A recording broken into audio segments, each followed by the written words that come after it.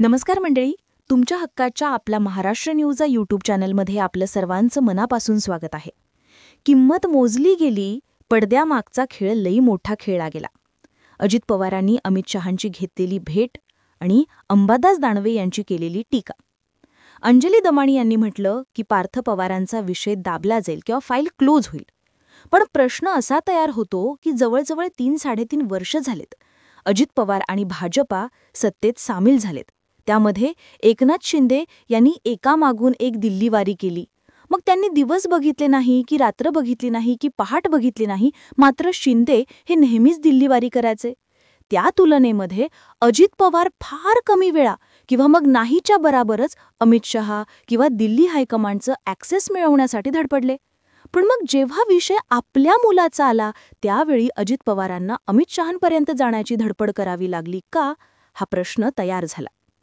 बरं, पार्थ पवारांचा विषय दाबला गेला असेल किंवा जर मॅनेज झाला असेल तर मग त्या बदल्यात काहीतरी किंमतही ठरली असेल.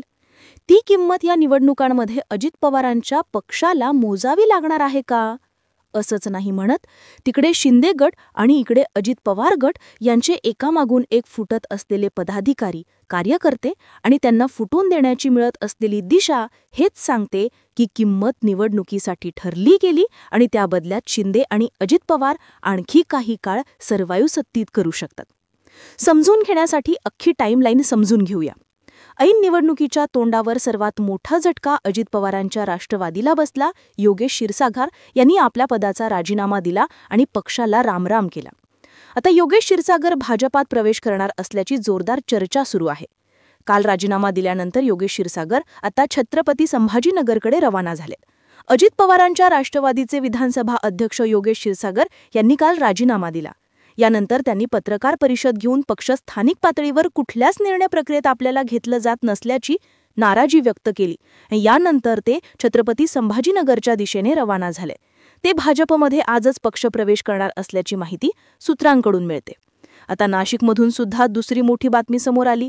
ती म्हणजे ऐन निवडणुकीच्या काळात मालेगावमध्ये मोठ्या राजकीय भूकंपाची शक्यता.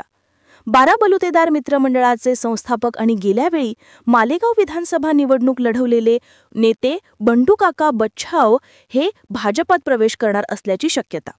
बंडूकाका बच्छाव यांनी भाजप कार्यालयाला भेट दिल्यामुळे ते लवकरच भाजपात प्रवेश करणार असल्याच्या चर्चा रंगतात. धुळ्यातून सुद्धा दुसरी बातमी समोर आली. ती म्हणजे जिल्ह्यात राष्ट्रवादी अजित पवार गटाला मोठा धक्का बसला. राष्ट्रवादीचे नेते आणि माजी नगराध्यक्ष रवींद्र देशमुख यांनी भाजपात प्रवेश केला. धुळे जिल्ह्याचे पालकमंत्री जयकुमार रावल यांच्या उपस्थितीत रवींद्र देशमुख यांनी आपल्या शेकडो कार्यकर्त्यांसह भाजपात प्रवेश केला. दरम्यान या पक्षप्रवेशामुळे आता स्थानिक स्वराज्य संस्थांच्या निवडणुकीमध्ये भाजपाची ताकद वाढणार आहे, तर दुसरीकडे हा राष्ट्रवादी अजित पवार गटासाठी मोठा धक्का मानला जातोय. तिसरीकडे करमाळाचे माजी आमदार जयवंतराव जगताप यांची शिवसेना शिंदे गटाकडून नगरपालिका निवडणूक प्रभारी म्हणून नियुक्ती करण्यात आली. मात्र त्यांची नियुक्ती होताच शिवसेना शिंदे गटामध्ये उभी फूट पडल्याचं पाहायला मिळालं. बागल गटाकडून सामूहिक राजीनामे देण्यात आलेत. जयवंत जगताप यांची निवडणूक प्रभारीपदी नियुक्ती होताच शिवसेना नेते दिग्विजय बागल यांच्या समर्थकांनी आक्रमक भूमिका घेत सामूहिक राजीनामा दिला. जगताप यांच्या नियुक्तीमुळे नाराज झालेल्या दिग्विजय बागल यांच्या गटातील तब्बल 55 शाखा अध्यक्ष आणि पदाधिकाऱ्यांनी आपला राजीनामा दिलाय. हा शिवसेना शिंदे गटासाठी ऐन निवडणुकीच्या तोंडावर मोठा धक्का मानला जातोय. एवढंच नाही तर या पदाधिकाऱ्यांनी नोंदणी केलेले 20,000 सभासद देखील पक्षातून बाहेर पडणार असल्याची माहिती देण्यात आली. हे सर्व 20,000 सभासद आपले राजीनामे पोस्टाने पक्षश्रेष्ठींना पाठवणार असल्याची माहिती यावेळी पदाधिकाऱ्यांनी दिली. आता हे झालं वरवरचं, पण याआधी जळगाव असेल, नंदुरबार असेल, सोलापूर असेल, अनेक ठिकाणी शिंदे गट आणि अजित पवार गटाला धक्क्यांवर धक्के मिळाले. अहिल्यानगरमध्ये भाजप आणि राष्ट्रवादींची युती होईल अशी चर्चा होती. मात्र अजित पवारांचे पक्षाचे संग्राम जगताप आणि इकडे भाजपाकडून विखे यांच्यामध्ये सुद्धा जागा वाटपावरून एकमत होत नसल्याच्या चर्चा ऐकायला मिळतात. अनेक ठिकाणी भाजपाचे उमेदवार संग्राम जगताप फोडत असल्याच्या चर्चा ऐकायला मिळतात.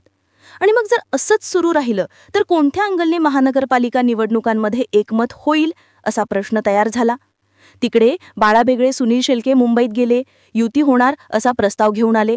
बाळा भेगडे हे मावळात आल्यानंतर त्यांनी स्टेटमेंटवरून पलटी मारली. ठरलं ते फक्त तळेगाव दाभाडेसाठी होतं, लोणावळ्याचा संबंध नाही असं सांगून भेगडे आणि सुनील शेळके म्हणजे भाजप आणि अजित पवारांचा पक्ष पुन्हा तिथे वेगळा झालाय.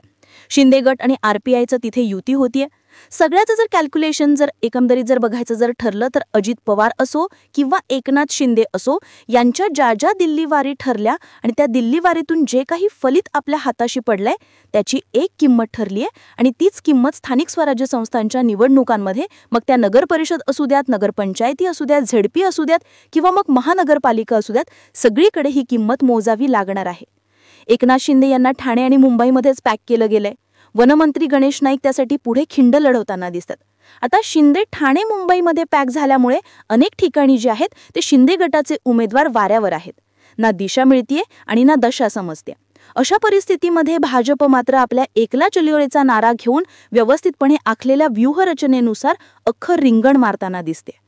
तर ह्या सगळ्या घडामोडींमध्ये शिंदे गट आणि अजित पवारांचा बाजार उठेल अशा चर्चा मात्र ऐकायलाच मिळतात.